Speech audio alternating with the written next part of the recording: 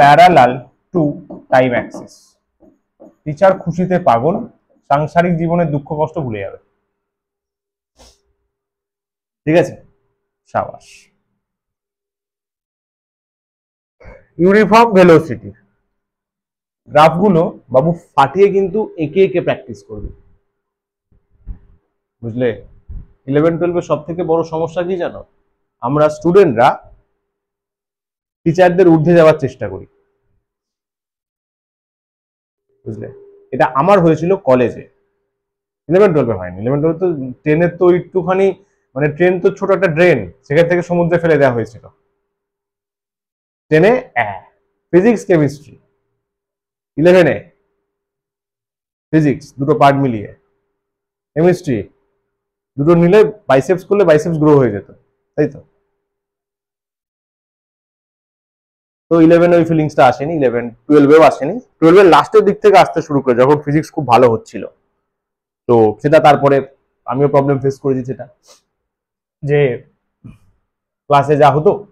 তবে এটা ঠিক যে স্কুলের ক্লাস ফলো করতাম না, কোচিং এর ক্লাস বরাবর ফলো করতাম, কিন্তু সেটাও একটু ডিস্টার্ব হয়েছিল।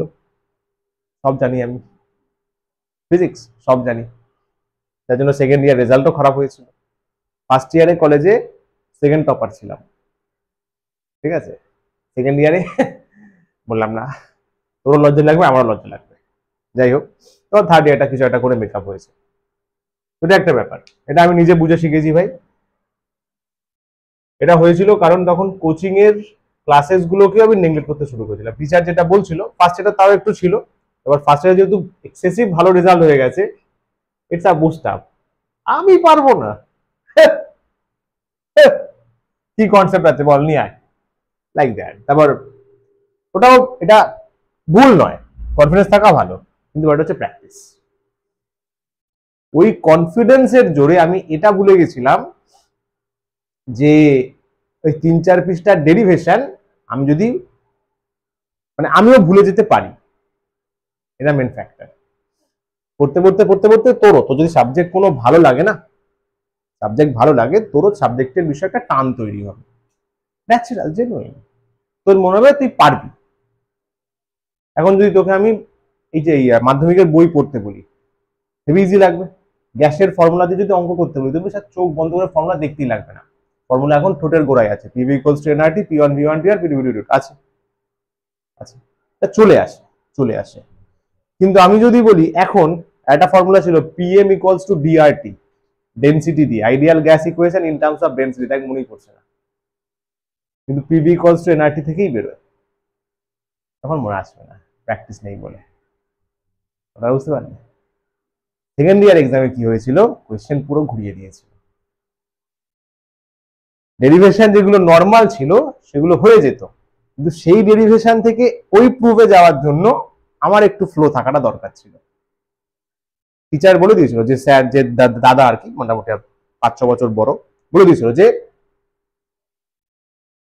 তারা তো বোঝে না, তারা তো বোঝে যে আমি এত ভালো রেজাল্ট করেছি, সো একটা কনফিডেন্স, একটা অহংকার আসবেই। বলে দিয়েছিল যে বাবু অয়ন, খেয়াল রাখিস, কিন্তু এই স্টেপ অব্দি পারবি তুই, ম্যাক্সিমাম স্টুডেন্ট পারবে যারা ফিজিক্স পারে, এরপরে কিন্তু প্রবলেম হবে, এক্সামে গিয়ে ঠিক ওই জায়গায় প্রবলেম হয়েছে। অতটুকু ঠিকঠাক নামিয়ে এসেছি, ধরুন 3 পৃষ্ঠার ডেরিভেশন, 1.5 পৃষ্ঠা আরামসে হয়ে গেছে, নর্মাল ট্র্যাডিশনাল, ওটা পারার মধ্যে যারা একটু পড়েছে পারবে। ঠিক ওর পরে গিয়ে মাথায় আসছে যারা ইয়ার আব তো আটক গিয়া मैं, এরপরে কোন স্টেপটা করবো, বুঝলে?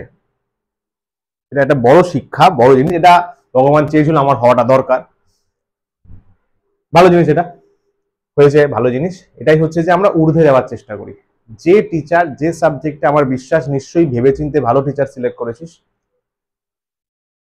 ব্লাইন্ডলি ফলো কর। তুমি সাবজেক্ট জানেন, সাবজেক্ট বোঝেন, পড়ছিস, ভাইবস ম্যাচ হয়ে গেছে বা বুঝতে পারছিস, ফিল আসছে, হ্যাঁ, এবার তোর ফোকাসটা দেখ, তোর ফোকাস অল ইন্ডিয়া লেভেল, সেই লেভেলের কন্টেন্ট পাচ্ছিস। তোর ফোকাস ওয়েবজি লেভেল, ওয়েস্ট বেঙ্গল জয়েন্ট, তাহলে ওয়েস্ট বেঙ্গল জয়েন্ট লেভেলের কন্টেন্ট পাচ্ছিস, সেটা দেখে নিলি। মিড লেভেল, তাহলে তোকে স্ট্যান্ডার্ড লেভেল, ন্যাশনাল লেভেলের কন্টেন্ট রাখতে হবে, সেই লেভেল সিলেবাস, সেই কোয়েশ্চেন সলভ করাতে হবে, সেটা হচ্ছে ব্লাইন্ডলি ফলো কর। ইয়াস, আমি বলছি তোদের সিনিয়র হয়ে, দাদা হয়ে, ব্রো হয়ে, কাছের মানুষ হয়ে ব্লাইন্ডলি ফলো কর। আমরা বেশি দিমাগ লাগানোর চেষ্টা করি, যেমন যে স্যার যে হোমওয়ার্ক দিচ্ছেন কমপ্লিট কর, ওটা দরকার। আমি এতগুলো কোয়েশ্চেন দিয়েছিলাম, 3-4টে করেছিস নাকি সবগুলো ট্রাই করেছিস? সবগুলো ট্রাই করেছিস, এটা মেনটেন কর। অনেক কিছু সিচুয়েশনস আসবে, এগ্রি করছি। কোনো সময় কেউ অসুস্থ হলো, কেউ হলো, ঠিক আছে, চিল। ওই দিন হয়তো টাস্ক না, কিন্তু নেক্সট দিন যেন হয়। কিন্তু কন্টিনিউ একই জিনিস রিপোর্ট করছিস, ওটা সিরিয়াসলি তোর ফল্ট। 11-এর যখন কোনো একটা সাবজেক্টে 50-40-এর নিচে আসবে বা তার থেকেও কম আসবে, তখন তোরই খারাপ লাগবে। তার তো কোনো দোষ নেই, তার কিসের দোষ? সে কি কন্টেন্ট দেয়নি? দিয়েছে। সে কি ক্লাস নেয়নি? নিয়েছে। পরপর ক্লাস নিয়েছে, হ্যাঁ। এক্সট্রা ক্লাসও দিয়েছে, হ্যাঁ। এক্সাম নিয়েছে, হ্যাঁ। চ্যাপ্টার ডিপলি পড়িয়েছে, হ্যাঁ। পিওয়াইকিউ সলভ করিয়েছে, হ্যাঁ। এনসিআরটি সলভ করিয়েছে, হ্যাঁ। তাহলে কি আর কি করবে স্যার? এক্সাম তো সে দিতে যাবে না। যে যেটা বলছেন বাবু, ব্লাইন্ডলি ফলো কর, ওইভাবেই র্যাঙ্ক আসে, ওইভাবেই সিলেকশন আসে, বুঝলি? দিমাগ কোথায় লাগাবি? অঙ্কে। অঙ্ক দিচ্ছে, আচ্ছা এইখানে দিমাগ লাগাবো, কিন্তু প্রসেসে তার মানে সে বেশি জানে তোর থেকে, কি প্রসেসে করলে হবে। দিমাগ লাগাবি প্রশ্নে, আচ্ছা এটা ওকে, সেই প্রসেসের ঊর্ধ্বে যাওয়া।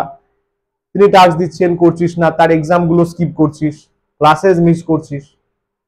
এই যে আমি এখন রেকর্ডিংস দিচ্ছি, রেকর্ডিংস গুলো যখনই ফ্রি টাইম পাবি দেখে নিবি, ওটাও নেগলেক্ট করছিস, তাহলে বস সায়েন্স নেওয়াটাই বড় ঝক্কি হয়ে গেছে। চলো, ইউনিফর্ম ভেলোসিটি, মানে ভেলোসিটি ফিক্সড আছে, ইউনিফর্ম